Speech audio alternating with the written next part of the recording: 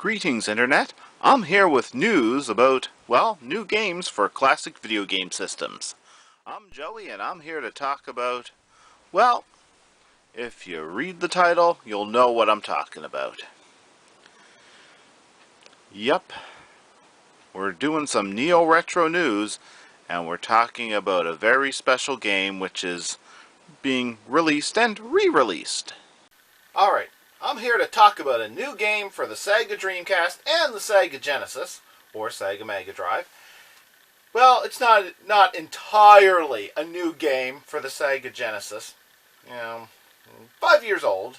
Well, it first was released 5 years ago. But there's new copies of it available. It was sold out a little while ago. And really, any Sega Genesis game released after the 1990s, to me, counts as a new Sega Genesis game. But it's just recently released for the Dreamcast. The Sega Dreamcast was one of my all-time favorite video game systems. And what could I possibly like more than the Dreamcast? Well, the Sega Genesis and the Sega CD. And somebody's still manufacturing physical media for these systems. Hey, that's pretty damn cool. Personally, given the choice between a cartridge for the Genesis or a disc for the Dreamcast, I'd actually lean towards the Genesis. I just like playing things on the Genesis a little bit more. But that said, the Dreamcast should be able to do just about anything the Genesis can. It's a little bit more advanced. The controller's not quite as nice. I kind of like the Dreamcast controller, especially for its appearance. But nonetheless, this is awesome. Whenever a new Sega Dreamcast game is released, even if I can't find it in stores, I want it. But wait, I'm talking about the fact this game is coming out for the Sega Genesis and the Sega Dreamcast, or is already out for the Sega Genesis, and I haven't said what it is yet. Pier Solar. This game is pretty damn impressive. I really like it. I have right here the Genesis Mega Drive version of the game. This cartridge will play in any Sega Genesis or Mega Drive. Alright, here we have a little bit of Pier Solar. My TV card is not the best video capture device. It kind of makes things look, especially Genesis games in this one, things look a little too whitish, a little bit too whited out. But even not looking as good as it should, and not being perfectly captured image, it's still a really good looking game. I really like how this game looks, and it has a really cool story too. I've really been enjoying the story.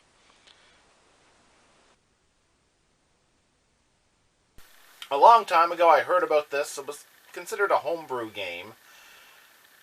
Basically some people got together. They wanted to make a brand new Sega Genesis game. They're thinking about doing it for the Sega CD. It actually is the only cartridge I know of, except for the memory RAM cart, that uses both the cartridge slot and the Sega CD can be activated at the same time. It can play enhanced music from a special disc that you can put in the Sega CD. But the cartridge, the actual music the cartridge plays on its own is actually pretty impressive. I really like the soundtrack for that game. And of course, after being a success on the Sega Genesis, it is available for download on the Wii U and the PlayStation 3, and I think Steam, and I don't really bother with a lot of the PC gaming stuff, but especially stuff that's download only. Like, I download a little bit for consoles. If I get a PC game, I want a disc. Well, if I get a console game, I generally prefer a disc. And now, a new disc is available and released for the Sega Dreamcast. And I think that's pretty impressive. I ordered one. I'm looking forward to it. I'm looking forward to seeing some of the differences in the Dreamcast version over the Genesis version. I really like the Genesis version, and if this video just gets about 6 views in the next few months, that's fine. That's fine. But if this is one of the few videos that actually a number of people actually see, if this happens to be one of my few successful videos, I would say to everybody, look into the game. I'm not going to just say up and buy it. But if you have a Sega Genesis, I'd strongly recommend this game, especially if you like role-playing games. Well, I can't compare the Dreamcast version since I don't have the Dreamcast version, but I really enjoy the Sega Genesis version of this game, and I hope to have the Dreamcast version soon. One of the things that's unique about this game, in gameplay standards, and I also enjoy the story and the music to the game and the visuals, but the gameplay here, well, I think my TV card didn't do that great a job of capturing it, but one of the spells had an almost Atari 2600 look to it, which actually kind of looked kind of cool. Had a very digital look to it. But yeah, one of the unique things about this game is the combat style. If you look at the menus rolling around where you pick whether you're casting a spell or attacking or defending, that reminds me a little bit of the Secret of Mana. And even though I wasn't too into the Secret of Mana, it is kind of a bit of nostalgia to think back to that game. And the actual on-screen fighting is a lot like Lunar. Now, I really love the Lunar games that I've played.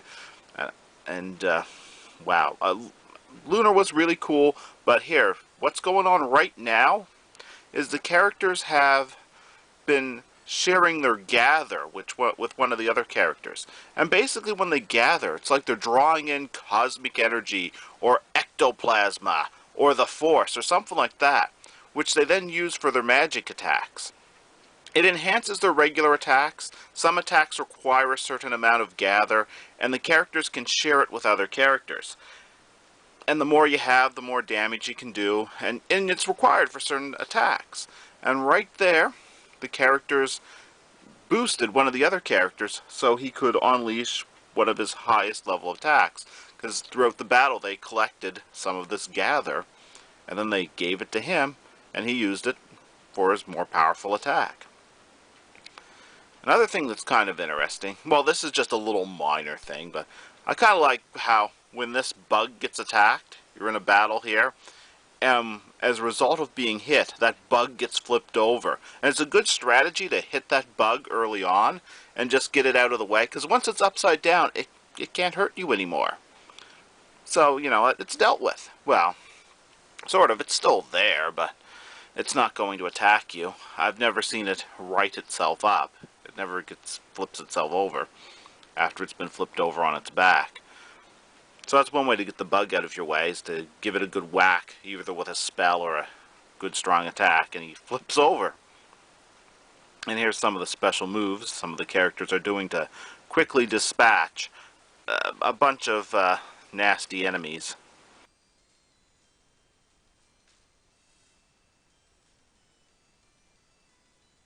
I actually like a game where you can spend a fair bit of time leveling up your characters and level grinding. I don't want it to be a necessity to level grind, but I kind of like a little bit of payoff for searching around and raising your experience points.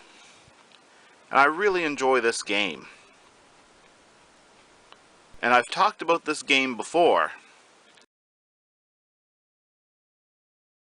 Do you think it's kind of depressing that there are no new video games for the great 16-bit video game systems?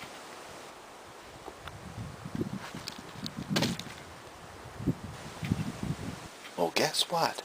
There are still new games being made for those classic 16-bit video game systems like the Sega Genesis and Super Nintendo. Oh look, here we have the characters finding a hidden platform that they need to basically get to the next area. Yeah, some stuff can be a little tricky to find in this game. But yeah, I talked about it before, and I'd love to spend time talking about it again. Excuse me, I'd love to spend time talking about it again. I really enjoyed this game. Lots of people have posted stuff about it on the internet. Look it up. I think it's a great game. Well, that's about all I have to say about that as of this time. Hopefully you'll find some of my other videos interesting, and if not, at least hopefully you've found this video interesting.